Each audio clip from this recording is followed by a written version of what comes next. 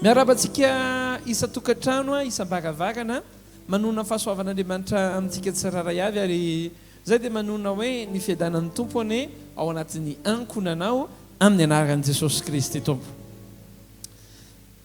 Vita so paska isika goavana tamintsika kristiana zany hoe paska izany satria voavony Kristy paska ho antsika ny famonjenantsika dia ny famatotra tamin'ny paska kanefa ihany koa nitsangana tamin'ny maty Kristy mba ho fampandresenantsika raha tsy nitsangana tamin'ny maty Kristy dia foana ny finoantsika ary tsy nandray famonjena isika so ihany fa nitsangana tamin'ny maty ihany koa izy. Amen. Hiteka ho an'i Jesosy Kristy tompontsika. Mandritry ny fotoana lavalava dia hianatra teboka anankiray amin'izay aritsika. Hianatra tsika momba ny antsoina hoe fanjakan'Andriamanitra. Averiko fandroany fanjakan'Andriamanitra. God's kingdom. Na hoe the kingdom of God. Misy zavatra mahagaga rehefa mamaky ny Baiboly ianao. Tena mahagaga satria Jesosy Kristy rehefa tonga teto ambonin'ny tany nitory teniny dia nitoro ny fanjakan'Andriamanitra izy. Ny zavatra iainantsika amin'izao vaninandro dia izao be dia be ny karazana toriteny iainantsika fa ilay hoe fidirana, fiainana, fahaiza-miaina ao anaty fanjakan'Andriamanitra adino ankehitriny. Andehantsika hiaraka maka ny tenin'Andriamanitra ary Matthieu toko 4:1-3 ka hatramin'ny 7:30 asain'ny apôstôly toko 1:1 hatramin'ny 9. Tiako hianatra tsara ianao dia hisokatra tsara ny fisainantsika sy ny fanahintsika fa manomboka hiaina zava-baovao tsika. Matthieu toko 4:1-3 ka hatramin'ny 7:30 ny anaran'i Jesosy Kristy tompo. Dia aza manay ianareo ka manao hoe inona no haninay na inona no sotronay na inona no tafianay fa izany rehetra any dia katsahin' jentilisa fatratra fa fantatry ny rainareo izay ny an-danitra fa tokony ho anareo izany rehetra izany fa katsao aloha ny fanjakany sy ny fahamarinany dia anampo anareo izany rehetra izany. Aveko fandroany fa katsao aloha ny fanjakany sy ny fahamarinany dia anampo anareo izany rehetra izany. Asain'ny apôstôly toko 1:1 hatramin'ny 7. Zao vaka ny tenin'Andriamanitra. Ry Teofilo, ilay boky voalohany dia nosoratako ny amin'izay nataon'i Jesosy ny nampianarany hatramin'ny andro nampiakarana azy rehefa nodidiny tamin'ny fanahy masina ny apôstôly izay nofidiny sady niseho koa tamin'ny famantarana maro taorian'ny ijaliany fa velo izy ka niseho tamin'ny 70 andro izy ary nilaza ny amin'ny fanjakan'Andriamanitra. Laza tamin'ny fanjakan'Andriamanitra. Eno tsara ary rehefa nitsangana tamin'ny maty Jesosy Kristy tompo ka nampianatra amin'ny mpianatra izy.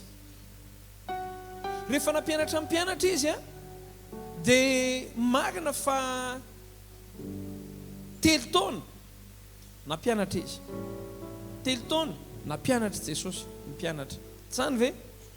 Rehefa vita ny fampianarany 3 taona dia nifantsihina tamin'ny hazo fijaliana izy dia aveo izy maty dia nitsangana tamin'ny maty. Rehefa nitsangana tamin'ny maty izy dia nanana 70 andro izy sisa teto ambonin'ny tany. Maria tsara ve ianao? Dia rehefa nanana 70 andro Jesosy Kristy tompo dia nandritry ny 70 andro ny fampianarany ravakina ny ambarany asan'ny apôstôly toko 1:7 dia hoe niseho koa tamin'ny famantarana maro taorian'ny ijaliany fa velo izy ka niseho tamin'ny 70 andro izy ary nilaza ny amin'ny fanjakan'Andriamanitra. Zany hoe ny 70 andro farany niarahan'i Jesosy Kristy tamin'ny mpianany teto ambonin'ny tany dia ray ny sujet, ray ny loha hevitra nampianarany. Inona le izy? Fanjakan'Andriamanitra. Zany hoe nandritry ny 70 andro zany tsy nampianatra zavatra fa akoatran'ny fanjakan'Andriamanitra Jesosy. Satria maninona? Fantatry Jesosy fa ny zavatra tena ilain'ny mpianatra. Ary Jesosy moa efa nilaza tamin'ny mpianatra dia hoe Jesosy hoe hotoriana amin'izao tontolo izao ty filazantsara ny fanjakana ity zay ho vao tonga ny farany. Zany hoe Jesosy zany dia mahalala fa ny zavatra tena mila ampianarana ny olona, satria tena fototra fiainana kristianina dia ny fanjakan'Andriamanitra. Mandritra fotoana lavalava tsika hianatra momba ny fanjakan'Andriamanitra eto. Tena hianatra tsika satria maninona? Raha mamaky indray tsika ny Matthieu 5:7-8 teo, zay averiko vakina ankehitriny dia zao lazainy hoe aza manay ianareo ka manao hoe inona no haninay, na inona no sotronay, na inona no tafinay, fa zany rehetra zany dia katsahany jentilisa fatratra, fa fantatry ny raha izay ny an-danitra fa tokony ho anareo zany rehetra zany. Fa katsao aloha ny fanjakany sy ny fahamarinany dia anampo anareo zany rehetra izany. Zany hoe Jesosy zany dia nametraka hoe ny fiainana kristianina, ny fiainana miaraka aminy dia misy priorité.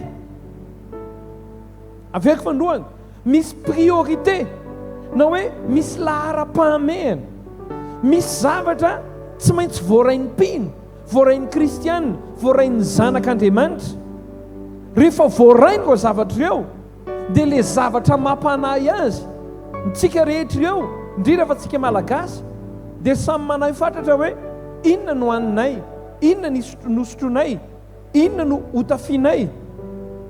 Azotsika amin'ny maha-olona eto ambony tany, tsika rehetrarehetra ireo dia samy mitady hoe ahoana ary ny ahatonga na ho velona normal, ahoana mba ahatonga na anany ny ampy.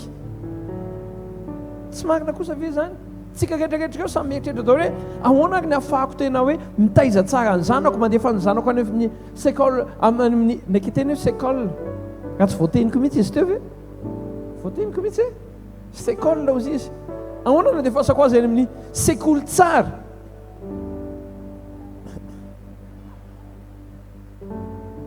Ahoana ny andefasako azy any? Ahoana ny andohavako ny vola?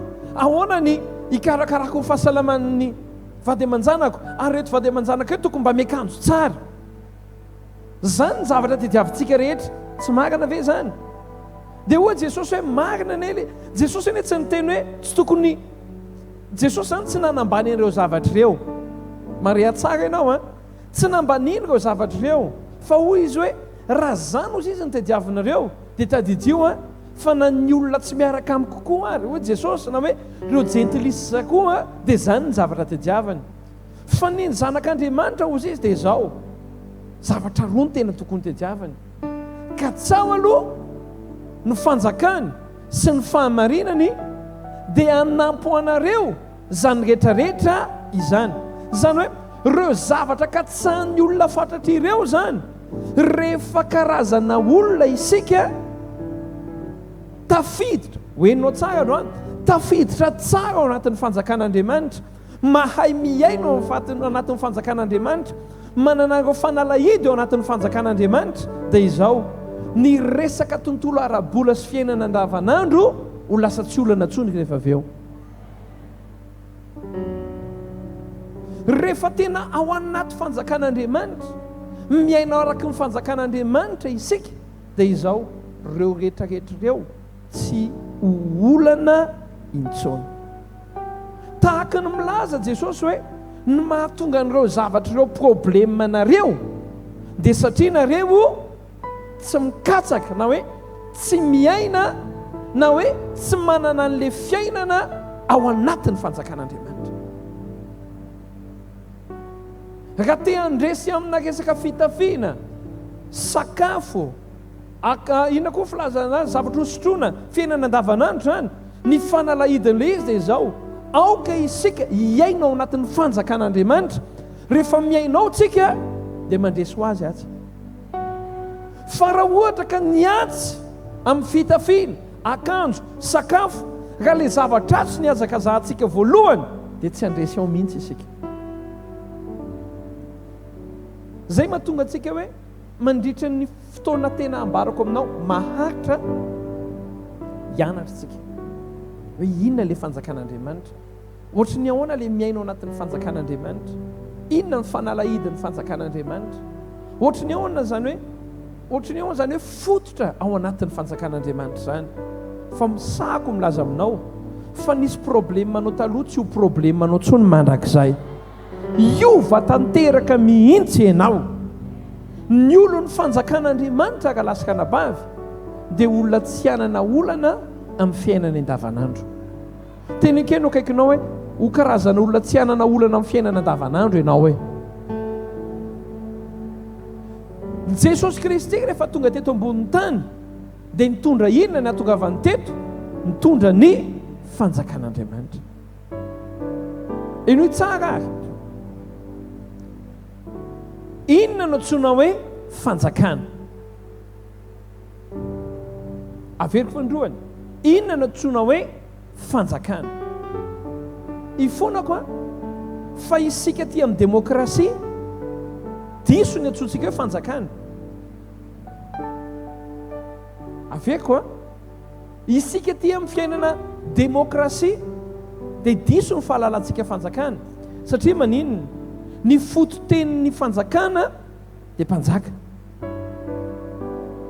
Zany hoe raha vao fanjakana zany dia tokony inona ny eo ambony? Mpanjaka.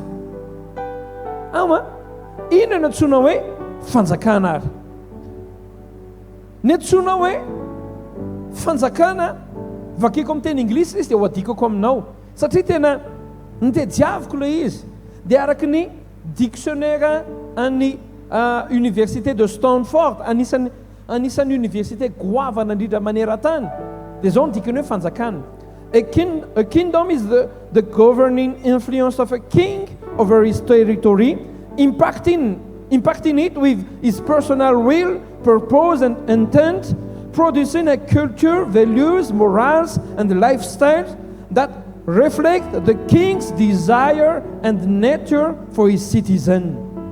Misy menao zany zao dia amen. Le citizen afaka milahatra tsaka amin'ny amen. Fa ho adikako le izy. Ny antsoina hoe fanjakana dia fanapahana mpanjaka iray eo amin'ny faritra iray. Raha ohatra ka raisina kingdom mba mamorona zany tsika fa tsy marina ty fa hoe mba mamorona kingdom. King dika zay dia hoe mpanjaka, dom dia ataontsika hoe dominion na domination, dia afaka ataontsika ihany koa hoe domaine na territoire. Dika zany dia hoe king, domination, territoire. Ny antsoina hoe kingdom zany dia hoe the king na hoe le mpanjaka, dom na dia dikany hoe dom dia hoe domaine hoy isika, na hoe na ihany koa afaka hoe domination dia hoe lay mpanjaka zay midomine ao anatina domaine anankiray na territoire anankiray. Ny kingdom zany dia mpanjaka iray, enoy tsara, zay manjakana manapaka eo amin'ny faritra iray. Dikany hoe manapaka dia zao miantraika amin'ilay faritra zay safidin'ilay mpanjaka, ny tanjon'ilay mpanjaka ary ny fikasan'ilay mpanjaka. Dikan'izany zany dia zao hoe miantraika amin'ny olona rehetra amin'ny fiainan'ny olona andavanandro eo amin'ilay faritra ny safidin'ny mpanjaka, ny tanjon'ny mpanjaka ary ny fikasan'ilay mpanjaka. Hatreo zao dia efa tohiteny iray manontolo. Raha ohatra zany tsika ka ao anatin'ny fanjakan'Andriamanitra dia ny dikan'izay dia izao, isika zany dia lasa ao anatin'ny territoiran'ilay mpanjaka na hoe territoiran'i Jesosy Kristy, ilay mpanjaka ny mpanjaka, na ao anatin'ny domaine an'i Jesosy Kristy. Dia ny zavatra mitranga amin'ny fiainantsika dia zay safidin'ny mpanjaka no iainantsika, zay tanjon'ny mpanjaka no iainantsika, ary ny fikasany mpanjaka no iainantsika. Milaza aminao a raha voazay fotsiny no fahamarinanao amin'ny fiainanao dia milamina amin'ny fiainanao.